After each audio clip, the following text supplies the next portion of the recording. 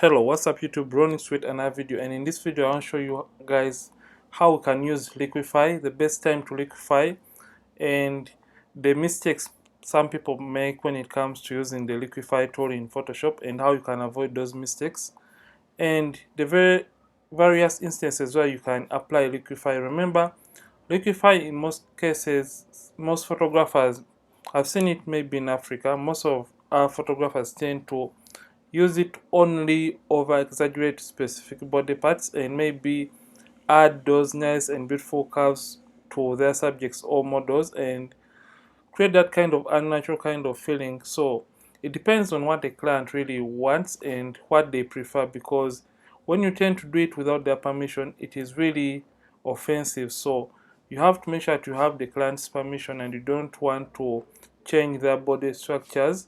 But if at all they request and they pay you extra for it, you should go ahead and apply it on their photos, because they have paid for the extra time after retouching, and you can go ahead and apply it. So basically, before you can go ahead, I just want to request you guys to hit the like button on this video, because this is going to be helpful at the end of it also. Let me just give you a second to hit the like button on this video so that YouTube can push it to more people out there.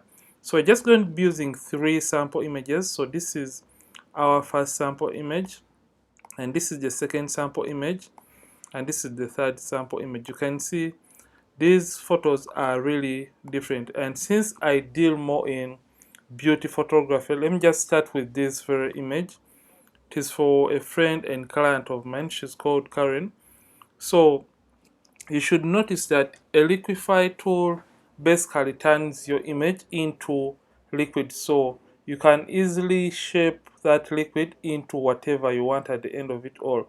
It's like when you get water and you place it maybe in a cup, it takes up the shape of that cup, and when you place it in a bottle, it takes up the shape of that given bottle.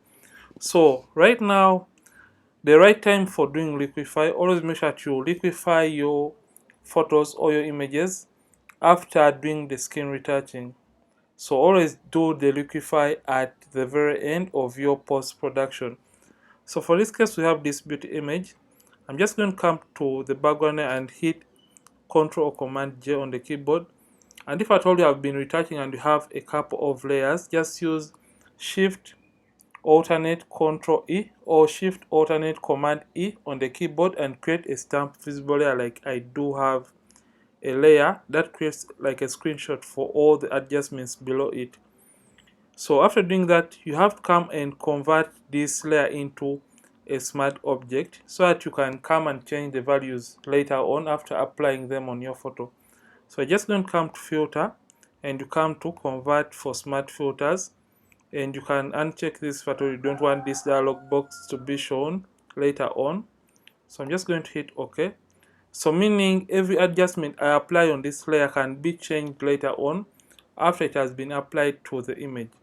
So in order to access the Liquify tool in Photoshop, you're just going to come back to filter, and you're going to come to Liquify. So this is the Liquify tool, and it is going to take a moment to load in Photoshop. So here we are right now, and what I want to emphasize more in this Liquify tool is this forward. It is a forward warp tool. So basically you can move things in front or behind. So for beauty portraits, usually we tend to do some little bit or tiny amount of adjustments to our images. So we have where it says brush options. I'm just going to collapse this so that we don't get confused along the way. So we have where it says brush tool options. So when I drop down right here, we have the size. So a size can be changed usually by using the open and close brackets or the box brackets on the keyboard. So the open bracket reduces on the size and the right one increases on the size. You can see right here the size was changing. So a pressure is more of the amount of the effect you want. So the higher amount, let me just show you something right here. You can see the higher the amount, the higher the effect is going to be applying to the photo. I'm just going to undo that because it doesn't look nice. So the density, so you have to make sure the pressure and the density are usually below below 30% so that you don't overdo it at the end of it. Also, I'm just going to keep everything at 30, just right there. So usually for beauty photos or beauty portraits, we have those kind of minor adjustments we always want to apply to a photo. For example, maybe if at all you feel like the hair was really badly shaped, just come and you simply get the brush. So you have to make a target. Make sure that the area you're targeting is right in the middle of the circle for the Liquify tool. You can see that my area is just in the middle, and in order to apply it, just simply left click and you can drag in just like that. You can see, just drag in like that. You can see that it is just applying the effect.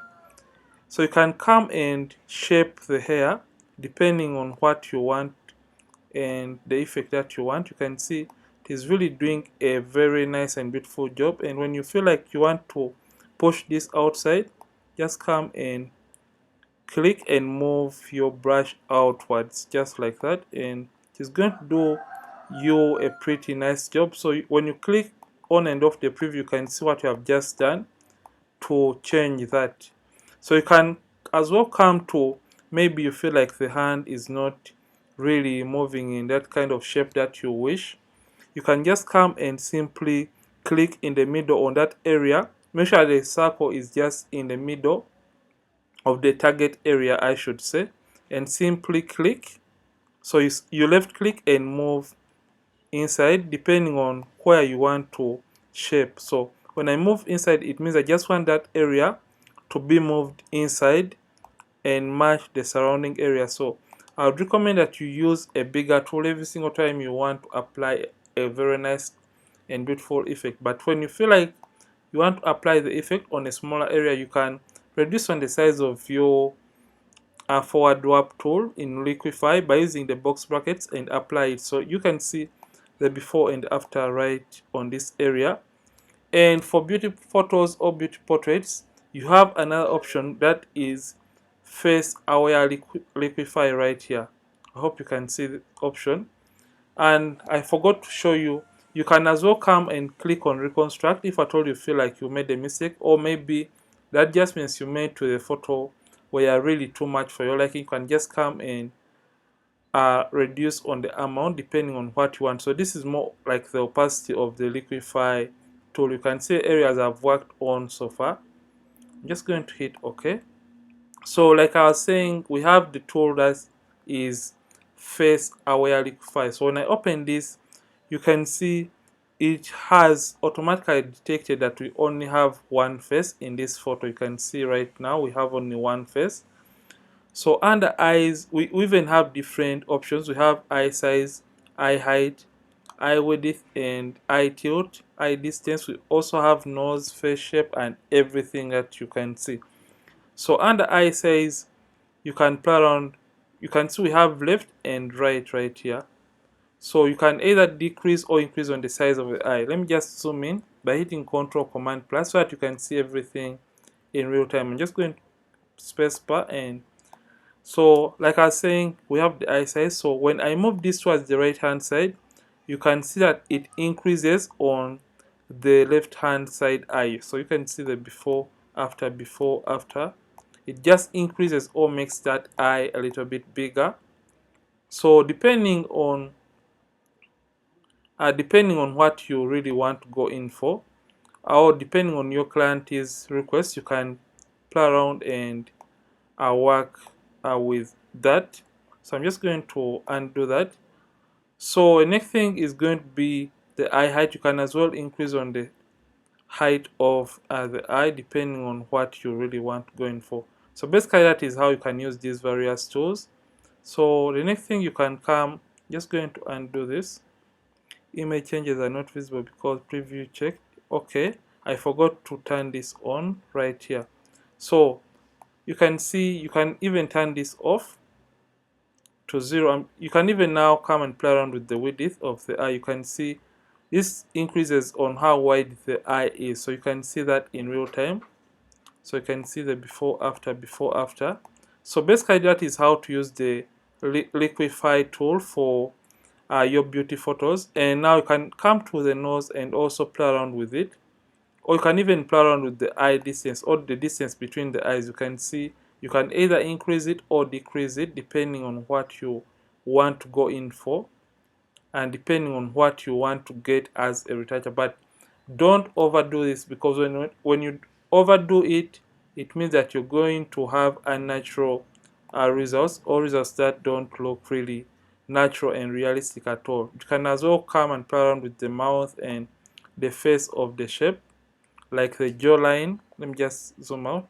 You can come and play around with the forehead shape, and you can either increase or decrease on the size of different areas of your face. So that is how Liquify works for beauty photos. And you can always check on your preview and see everything that you have applied to the image, and just come and hit OK to commit the changes back into Photoshop. You can see a before after, you can see that. And when you feel like you have made a mistake somewhere somehow, just come and double click on this Liquify option, and it's going to open the Liquify tool back with the adjustments that you applied initially before to your images. So that is how you can use it for beauty photos. And now we just want to look at a second instance, or a second outcome for the Liquify tool. So in this case, we have a different kind of image, and this is where I've seen most photographers really fail with this tool, because as you're applying these effects on the bodies of our subjects, we tend to forget that we are also distorting the background. So I just had to get this image as a reference kind of image to show you this, because when we tend to distort the original shape of the model's body, and we have something straight within the background or near or around the model, and we tend to distort that, that is also going to liquefy that straight object, and people are going to look at it like, and look at you like a very kind of lazy retoucher out there. So I'm just going to duplicate this by hitting Ctrl Command J on the keyboard, and I'm going to convert this to a smart object, filter, convert for smart filters, and use OK. I'm going to come back to Liquify yet again. So filter, and I'm just going to come to Liquify right here, and I show you the mistake most photographers do. And I've seen it with so many big brands, for example right here in Uganda, and people that tend to use different apps on their phones to distort or change the shape of their body. So I'm just going to zoom in slightly to this area, so you can see that we have this kind of metal rail behind the model, and we have another straight rail right here. So when you come to these brush options, I'm just going to collapse this, and we try to change. Maybe we just want to increase on the hip size, and we increase. You can see that this also distorts that kind of metal in the background. So you can see, if at all I tend to do this, and I come this side and I'm trying to add, maybe I'm trying to add or decrease on the size of the hips, you can see this looks good right now. You can see when you've only focused on the waistline and the hips of the model, it looks good, but this is destroyed by this tiny metal in the background. I hope you can see it. So you always have to take into consideration, or you have to always ask your models, if at all you're going to do any kind of adjustments to the photo, so that when you're taking the images, or when you're taking or doing the shoot, you don't have to encounter this, and you choose your background wisely rather.